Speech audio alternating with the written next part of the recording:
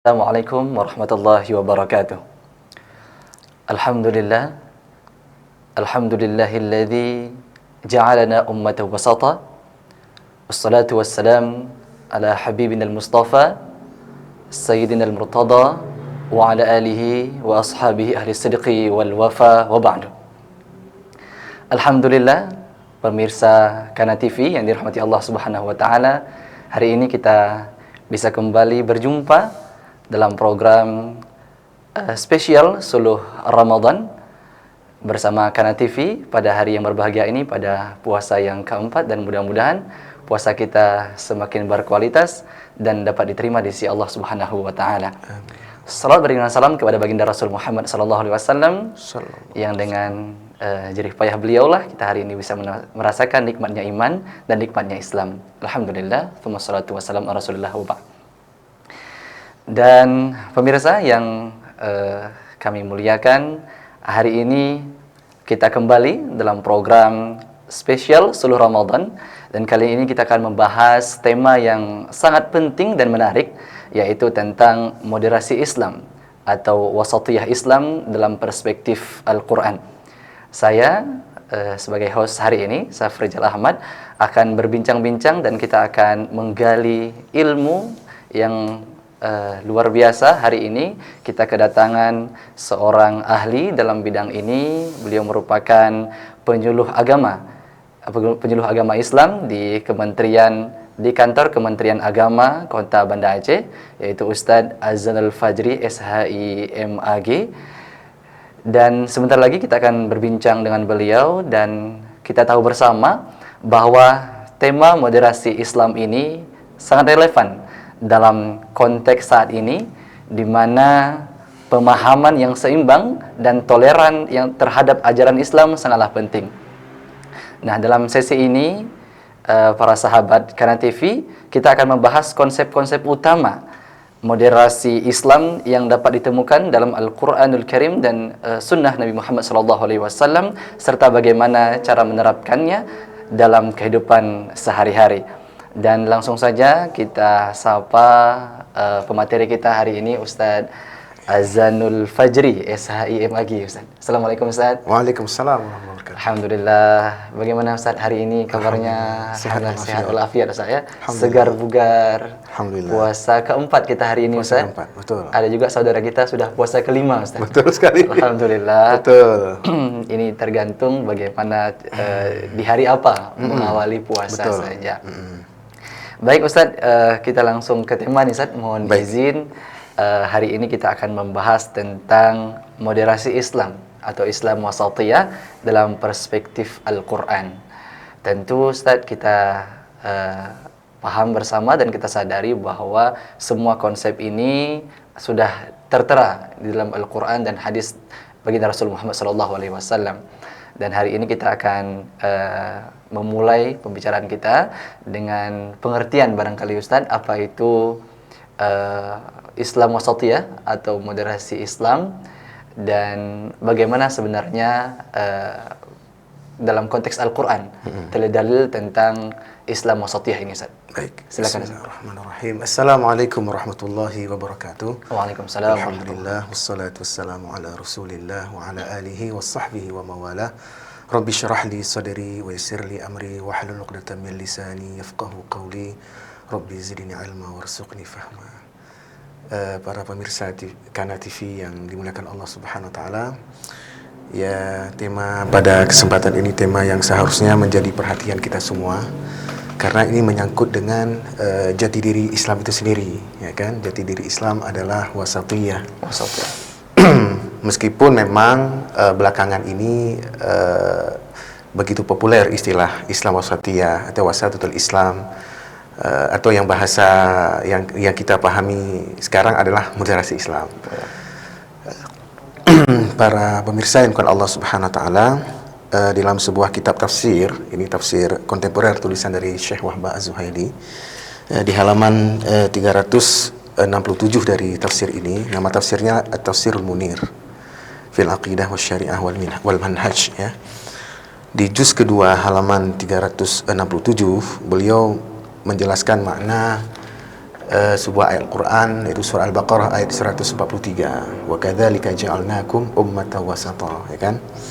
Ini ayat yang sangat populer. Jadi makna dari kata-kata wasatiyah ya, atau moderat itu di ayat ini kata beliau al-wasatu muntasifus syai'. Ya kan? Itu pertengahannya sesuatu, ya. Kemudian beliau juga jelaskan tsummastu'ira lil khisalil mahmudah.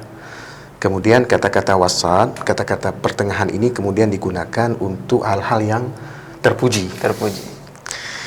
Kenapa sesuatu yang terpuji disebut dengan tengah-tengah? Beliau jelaskan di sini adalah idh kullu sifatin mahmudatin kasyaja'ati wasatun baina tarfaini al-ifrat wa tafrid. Karena segala sifat yang terpuji itu contohnya adalah berani, ada pertengahan antara dua ujung, berlebihan dan mengabaikan. Jadi antara nekat dan takut, seperti itu maksudnya. Nah, jadi di sini beliau contohkan satu sifat dari sifat-sifat tengah yang harus dimiliki oleh Muslim, yaitu sifat berani. Dan sifat berani ini adalah sifat terpuji. Jadi orang yang bersikap wasatiyah atau moderat adalah orang yang berani. Orang yang kalau dengan bahasa yang lebih akrab adalah Islam yang penuh cinta. Islam yang merangkul, tidak memukul. Islam yang mengajak, tidak mengejek. Islam yang mendidik, tidak mendadak. Mungkin kita lebih akrab dengan term-term seperti itu untuk memahami makna dari wasatiyah itu sendiri. Nah, para pemirsa yang dimuliakan Allah Subhanahu wa taala, Islam yang seperti inilah yang diajarkan oleh Nabi kita Muhammad sallallahu alaihi wasallam dalam sekian tahun beliau hidup bersama dengan sahabat, ya.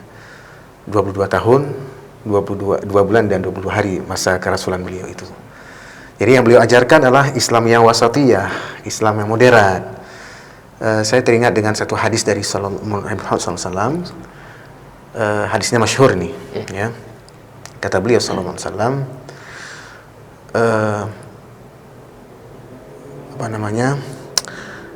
bahwa ilmu ini akan disampaikan dari zaman ke zaman. Saya teksnya nanti ingat kembali. Ilmu agama ini akan disampaikan dari zaman ke zaman oleh orang-orang yang adil. Ya. Jadi bahasa beliau di situ udul, ya kan? Orang-orang yang adil. Makna dari adil adalah makna dari wasat itu sendiri.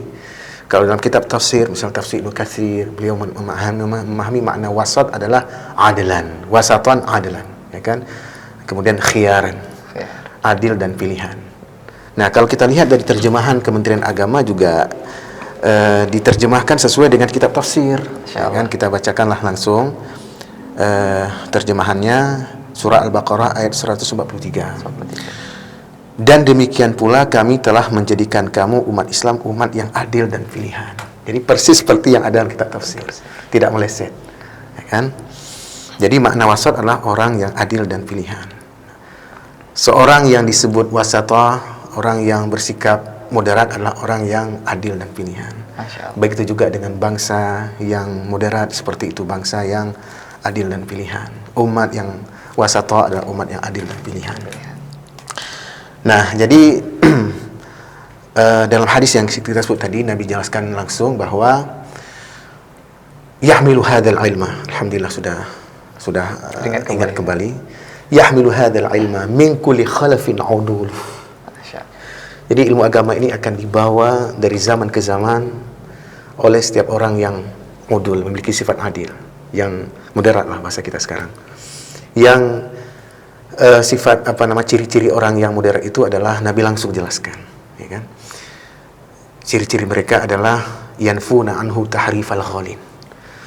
Mereka menafikan, meniadakan, menghilangkan penyimpangan orang-orang yang ekstrim, ya kan?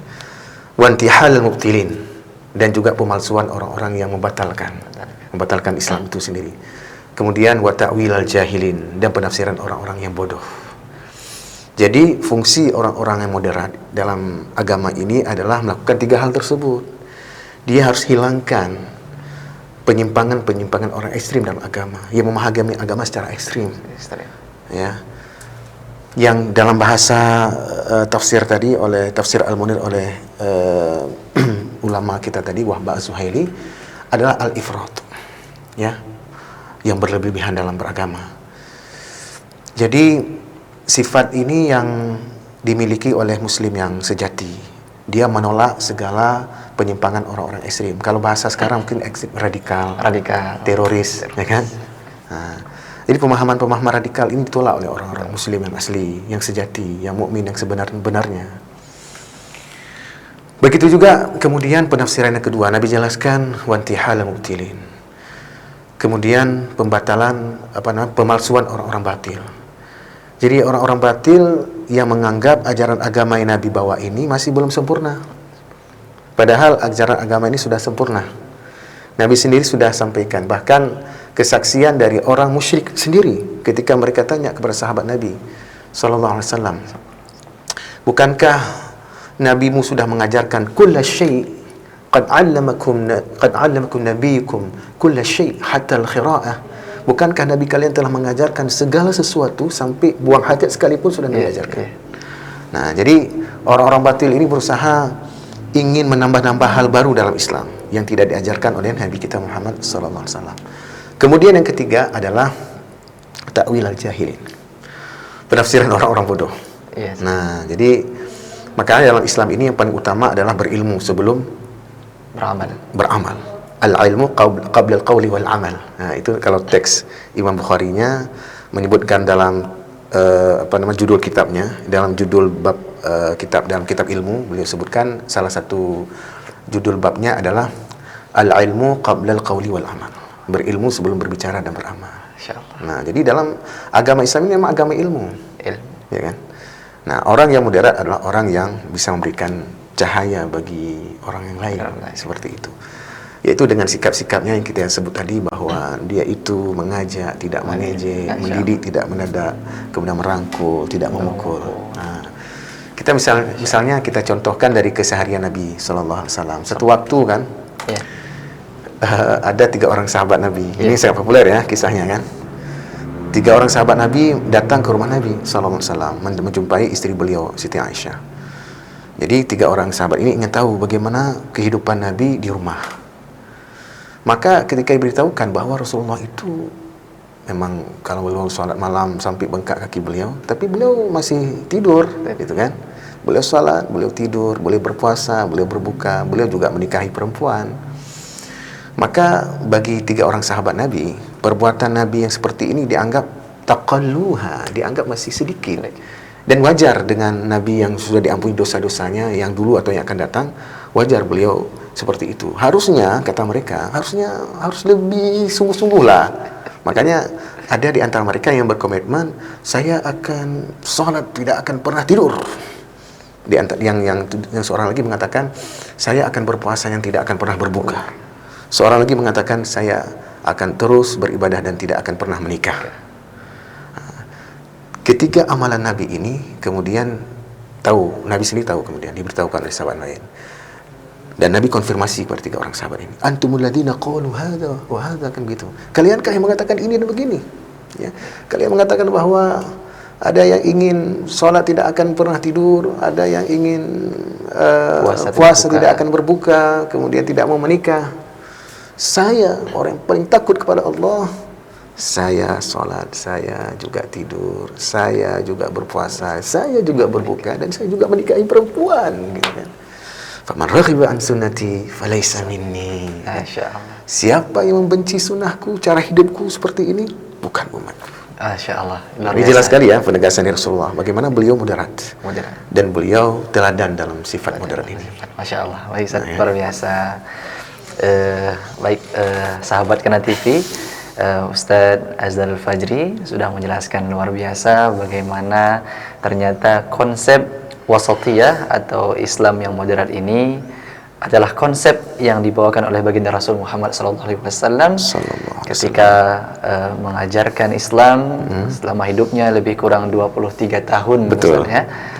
Dan inilah yang beliau contohkan dalam hidupnya sehari-hari, dan beliau adalah orang yang paling khusyuk, orang yang paling takut, orang yang paling takwa, tapi juga tidak meninggalkan fitrahnya sebagai manusia, yaitu tadi kita lihat berbuka, kemudian tidur, kemudian menikah.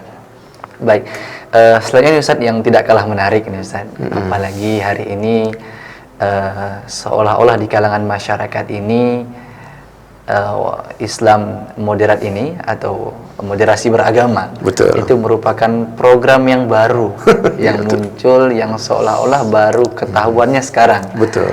Nah, kita barusan saja sudah berbicara mengenai pengertian, ini mengenai penamaan barangkali Ustaz. Mengenai penamaan. Karena apakah kemudian moderasi beragama adalah sama dengan moderasi agama, di mana berarti beribadah bisa disesuaikan lah sesuai dengan kesepakatan bersama.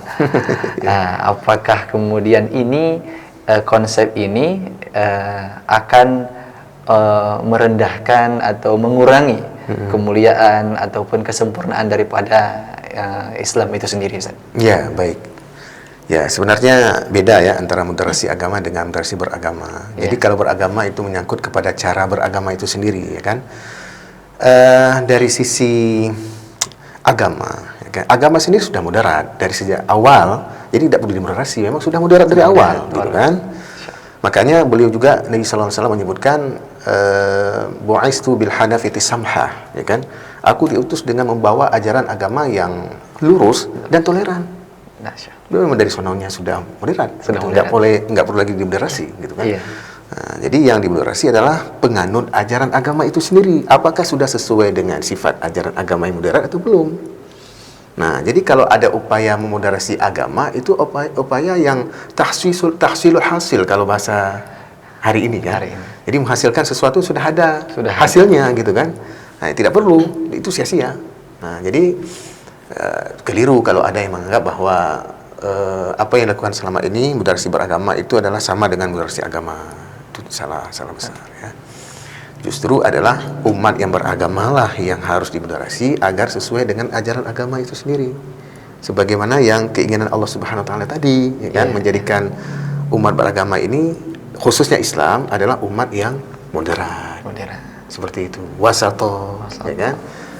Jadi itu mungkin kesalahpahaman ini terjadi karena memang masih belum sampai ilmu ke mereka, dan wajar. Dan ada sebuah pepatah Arab juga mengatakan bahwa al-insan adu lima yajhuluh, atau ada redaksi yang lebih yang serupa lah. Jadi manusia itu adalah musuh dari sesuatu yang dia tidak ketahui. Makanya orang yang tidak tahu itu harus kita kasih tahu.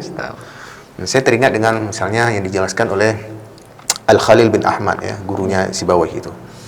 Beliau mengatakan manusia itu ada 4. Rajulun yadri wa yadri annahu yadri, fadzalika alim fattabi'u. Seseorang yang tahu dan ia tahu dirinya tahu, itulah orang berilmu, ikuti dia.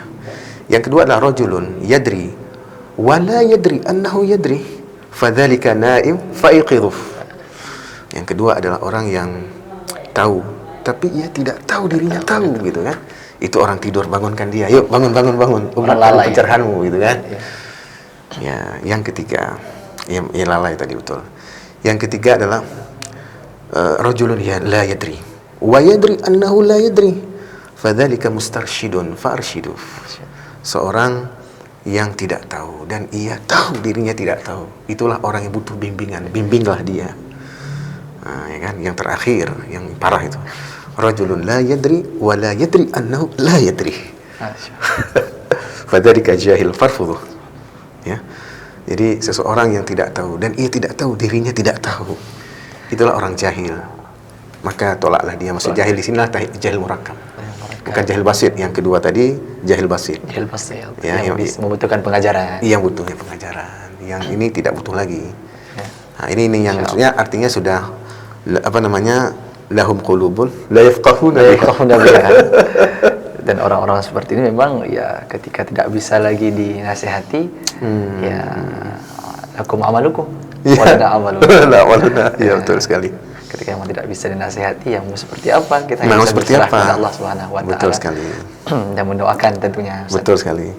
Baik, menarik sekali Ustaz tentang moderasi beragama ini, di mana memang hari ini sangat digalakkan. Sangat digalakkan Dan kemudian di kalangan Kementerian Agama khususnya, dan bahkan memang ini merupakan daripada visi misi daripada Presiden dan Wakil Presiden kita hari ini, Ustaz. Betul. Di mana Wapres kita Kiai Ma'ruf Amin pernah mengatakan bahwa moderasi beragama ini adalah suatu keniscayaan yang harus kita tuntaskan segera. Betul. Di Indonesia, mengingat kita ini merupakan penduduk Muslim terbesar di dunia, dan tentu ajaran kita, cara kita beragama, cara kita melaksanakan ibadah-ibadah kita ini akan menjadi contoh Betul, betul bagi negara-negara yang lainnya. Iya, betul. Nah, sedikit ini Ustaz mengenai mungkin barangkali ahadu tarafain tadi saya. Ahadu tarafain, iya betul. Tarafain tadi antara ujung-ujung antara memaksakan atau abai. Iya. Atau abai. Kita kenal hari ini dengan istilah ekstrem kanan, ekstrem kiri. Kalau disingkat, saya lihat ini di media-media dibuat EKA-EKI. EKA-EKI. Ada ekstrem kanan, ada ekstrem kiri. Nah, ekstrem yang kanan ini terlalu ketat dalam beragama, sehingga mereka cenderung mengkafirkan atau menyalah-nyalahkan minimal yang tidak sepaham dengan mereka. Betul. Adapun yang ekstrem kiri ini yang mereka terlalu abai, mereka yang terlalu luas dalam beragama sehingga serba boleh. Apa saja boleh, nikah beda agama boleh. Kita kemudian duduk-duduk ataupun gabung-gabung dengan di gereja boleh, gitu kan? Asal tidak murtad, asal tidak ini, Ustaz. Nah, tentu ini butuh sosialisasi tentu ke masyarakat, Ustaz. Bagaimana sebetulnya Islam wasatiyah yang konsep kita hari ini tadi, Ustaz? Yang dalam konteks mungkin barangkali kita sama seiman, Ustaz, dalam seagama, seakidah, yang tidak terlalu ekstrim dengan apa yang kita anut atau apa yang kita pegang, Ustaz. Baik sekali. Super sekali. Saya teringat misalnya dalam Al-Quran surah Al-Furqan. Masya Allah. Surat pembeda. Ciri-ciri dari ibadur rahman itu yang wa ibadur rahman alladzina yamshuna 'alal ardi hauna wa idza khatabahumul jahiluna qalu salama.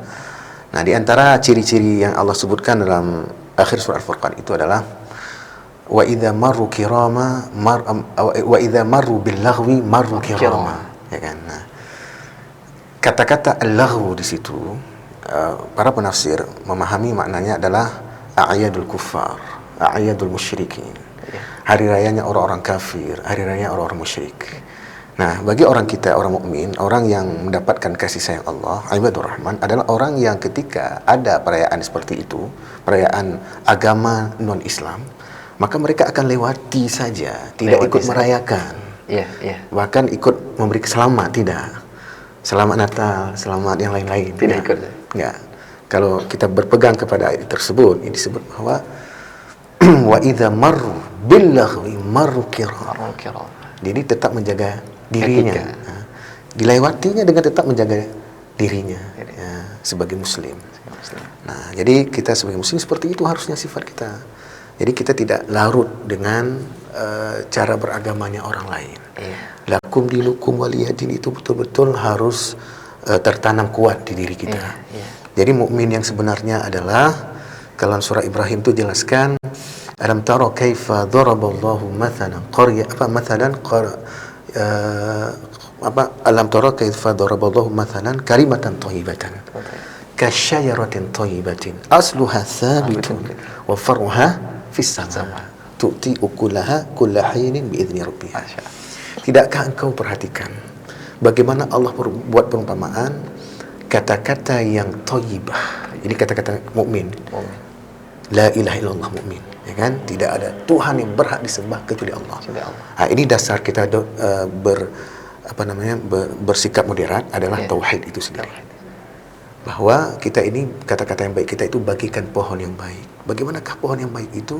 Ahli-ahli tanam juga, ahli tanaman sangat tahu itu. Itulah yang akarnya kuat dan cabangnya menjulang ke langit. Kemudian juga menghasilkan buah setiap musim. Muslim seperti itu. Jadi dia keimanannya sangat mendalam sampai ke dalam hati yang paling terdalam, kepercayaannya kepada Allah, hanya Allah saja menjadi Tuhan saya. Kemudian sisi luarnya dia paling kasih kepada orang lain. Mungkin seperti itu. Siapapun, tidak hanya muslim tapi yang dia kasihi. Pertama ukhuwah Islamiyah, Kalau dalam bahasa Ahmad Siddiq itu, salah seorang ulama NU mengatakan bahwasanya ukhuwah itu ada tiga. Ada 3 kelas. Kelas yang paling dasar ukhuwah Islamiyah. Kelas berikutnya ada ukhuwah wataniyah. Yang naik lagi ukhuwah basyariyah. Ya kan? Ukhuwah sesama Islam. Saya meskipun mungkin konsep ini kurang tepat, tapi ya oke lah. Ukhuwah Islamiyah itu sesama Islam. Kemudian ukhuwah wataniyah itu yang sebangsa. Meskipun tidak seagama, bukan beragama Islam, tapi satu bangsa, satu negara, gitu kan? Meskipun beda agama. Kemudian yang terakhir adalah saudara sama-sama manusia. Syariah. Misalnya bukan orang Indonesia. Kan? Jadi konsep yang dibuat oleh Kiai Ahmad Siddiq ini luar biasa sebenarnya. Kalau kita betul-betul maknai dengan sikap moderasi kita hari ini, ya, kita harus berukhuwah, harus membangun ukhuwah itu kembali. Ya, jiwa ukhuwah, jiwa bersahabat dengan siapapun, tidak hanya dengan yang satu agama dengan kita. Seperti itu. Masya Allah, luar biasa Ustaz. Luar biasa para sahabat Kena TV. Ustaz tadi sudah menjelaskan bagaimana konsep Islam itu hadir, yang itu dalam konsep rahmatan lil alamin. Rahmatan lil alamin. Sekali. Di mana tidak memandang suku, tidak memandang asal daerah, tidak memandang bangsa. Bahkan kita dianjurkan untuk kemudian berbuat baik meskipun kepada yang berlainan akidah dengan kita. Bahkan beda akidah, beda negara lagi. Beda negara lagi. Insya Allah. Baik, menarik Ustaz. Mungkin barangkali menjadi pertanyaan terakhir hari ini. Ini keresahan kami saja sebetulnya Ustaz. Barangkali apakah ini bagian daripada moderasi beragama atau tidak, mungkin mohon diluruskan. Tadi kita sudah bicara mengenai konsep beribadah. Konsep beribadah, bagaimana Islam itu sendiri sudah kita sampaikan tadi bahwa memang sudah moderat dari awalnya, dan yang perlu diluruskan adalah cara orang yang beribadah ini bagaimana bisa kemudian sesuai dengan konsep moderat yang dicontohkan oleh baginda Rasul Muhammad SAW. Nah, dalam konteks berpuasa nih Ustaz. Dalam konteks berpuasa tentu berarti moderat kita kenal juga ada hadis khairu umuri awsatuha. Nah, dalam hal berbuka, dalam hal berpakaian ketika membeli baju lebaran barangkali Ustaz. Nah, maksudnya dalam perihal yang muamalah Ustaz. Tadi sudah membahas masalah ibadah Ustaz ya. Kita bicara masalah al-muamalah. Apakah ini kemudian moderasi beragama juga membahas akan hal ini, bagaimana kita bersikap dalam hal muamalah Ustaz? Ya, baik sekali. Tentu demikianlah harusnya. Jadi moderasi ini sifatnya bukan hanya di sisi ibadah saja, bukan hanya di sisi akidah. Jadi moderasi akidahnya, moderasi ibadahnya, moderasi muamalahnya juga, ya kan? Karena memang Islam mengenal cara beragama itu dari segala sisinya, seperti itu, ya kan? Dan kita juga kenal bahasa-bahasa seperti misalnya syumuliyah, ya, dia mencakup segala sesuatu dari kehidupan manusia. Nah, dari sisi muamalah, ya kan, misalnya dari berpuasa, ya kan, berpuasa ini kan sebenarnya ibadah yang bertujuan untuk terciptanya kesalehan sosial juga, kan? Iya, luar biasa. Orang yang berpuasa yang sebenar-benarnya adalah orang yang bisa menahan diri dari sifat-sifat negatif dari orang itu, ya kan? Nabi juga menjelaskan, ya kan, laisa syadidu bisur'ah, innamas syadidul ladzi yamliku nafsahu 'indal khadab, ya kan? Yang disebut orang yang hebat itu bukan orang yang bisa mengalahkan mengalahkan musuh, tapi yang disebut orang hebat itulah orang yang bisa menguasai dirinya ketika dia marah. Nah, ini dia. Marah ini dasarnya adalah karena kekecewaan. Kekecewaan itu terjadi karena hati yang sakit. Itu akan terus itu. Hati sakit itu kenapa? Karena mendengar omongan orang yang tidak baik pada kita. Nah, itu semuanya terjadi adalah karena hati yang masih belum damai dengan dirinya. Jadi harus damai di hati terlebih dahulu. Bahwa konsep bermuamalah kan awalnya dari hati. Ya kan? Semuanya juga dari hati, bukan hanya muamalah. Ya kan? Apabila seorang manusia itu berbuat dosa, kata Nabi, maka akan tertitik noda hitam di hatinya. Apabila dia tidak bertaubat, tidak segera menghentikan dosanya, maka akan tambah satu titik hitam sampai hati itu tertutup. Dan itu makna dari surah Al-Mutaffifin, bal rana ala qulubihim bal rana ala qulubihim, itu karena apa yang mereka usahakan itu, apa yang mereka lakukan itulah yang dapat menutupi hati mereka. Itu Ya, dia. Masya Allah, luar biasa. Baik, pemirsa Kana TV, Ustadz tadi sudah menjelaskan bahwa ternyata konsep moderasi beragama bukan hanya dalam konsep akidah, bukan hanya dalam ibadah, tapi juga dalam hal muamalah. Betul sekali. Di mana kita tentunya dalam berbuka puasa juga tidak boleh berlebihan, Ustaz. Tidak boleh berlebihan. Tidak boleh Betul sekali. berlebihan. Poinnya itu. Di mana Betul. seharian kita menahan, kemudian kita balas dendam, Ustaz. Balas dendam. Di waktu maghribnya, Iya, betul. akhirnya kelelahan tidak mampu tarawih. Tidak mampu. Ketiduran, bangunnya sahur lagi nanti. Akhirnya Ya, betul sekali, betul sekali. habis berbuka, isya lewat, tarawih lewat, na'udzubillah. Na'udzubillah. Alhamdulillah. Ya. Dan tentunya nanti juga dalam beli baju lebaran, Ustaz, tentu ya secukupnya lah. Laisal aid liman labisal jadid. Innamal aid Liman taqwahu yazid. yazid. Insyaallah. Baik, pemirsa Kena TV, tibalah kita di akhir sesi perjumpaan kita kali ini dalam program spesial seluruh Ramadan dengan tema Islam Wasatiyah atau Islam yang moderat dalam perspektif Al-Quran. Alhamdulillah, terima kasih banyak Ustadz atas sama-sama. pencerahan yang telah antum sampaikan. Mungkin barangkali mohon disampaikan kata-kata penutup Ustadz. Baik. Barang 30 atau 60 detik Ustaz Baik. menutup perjumpaan kita hari ini. Dipersilakan Ustaz. Baik, para pemirsa Kana TV yang dimuliakan Allah Subhanahu wa taala, moderasi Islam atau wasatatul Islam tadi bukan sesuatu yang asing sebenarnya bagi muslim. Al-muslimu man salimal muslimuna min lisanihi wa yadihi. Nabi sendiri yang mendefinisikan muslim. Orang Islam itu, kata Nabi, adalah orang yang tutur katanya dan perilakunya memberikan keselamatan bagi yang lain. Nah, ini juga kita perlu tegaskan bahwa meskipun Nabi membahasakan dengan kata-kata al-muslimun, tapi para ulama memaknai juga termasuk ke dalamnya ghairul muslimin. Ghairul muslimin. Ya, apabila kita lihat tafsir dari hadis itu, man salimal muslimun, jadi beliau Nabi memang di situ seperti membatasi, sebenarnya tidak membatasi, ya kan? Karena beliau di hadis yang lain juga beliau katakan man adza dzimmiyan faqad adzani. Ya kan, siapa yang mengganggu orang kafir yang dilindungi oleh orang Islam, ya, maka dia telah menggangguku juga. Non muslim yang hidup dalam lindungan negara muslim, siapa yang mengganggunya itu sama dengan mengganggu Nabi juga. Maka para ulama memahami makna hadis tadi, al-muslimu man salimal muslimun, maknanya lah man salimal muslimun wa ghairul muslimin min lisanihi wa yadihi. Ya, orang muslim itulah orang yang tutur kata dia dan perilakunya tidak mengganggu muslim dan non muslim. Nah, itu Nabi sendiri yang menegaskan seperti itu. Jadi moderasi Islam itu bukan sesuatu yang asing bagi kita muslim, dan itu adalah jati diri kita muslim, ya. Dan kita harus perjuangkan kembali nilai-nilai moderasi ini sehingga masyarakat muslim hari ini benar-benar mengamalkan sebagaimana yang Nabi amalkan, ya. Karena sesungguhnya Nabi hadir untuk membawa pencerahan. Nabi hadir untuk membawa kedamaian. Beliau adalah pembawa damai buat alam semesta. Dan risalah yang beliau bawa juga dijelaskan oleh surah Al-Anbiya yang kita sebut tadi. Wa ma arsalnaka illa rahmatan lil alamin. Bukan rahmatan lil muslimin, bukan hanya rahmatan lil Indonesiin.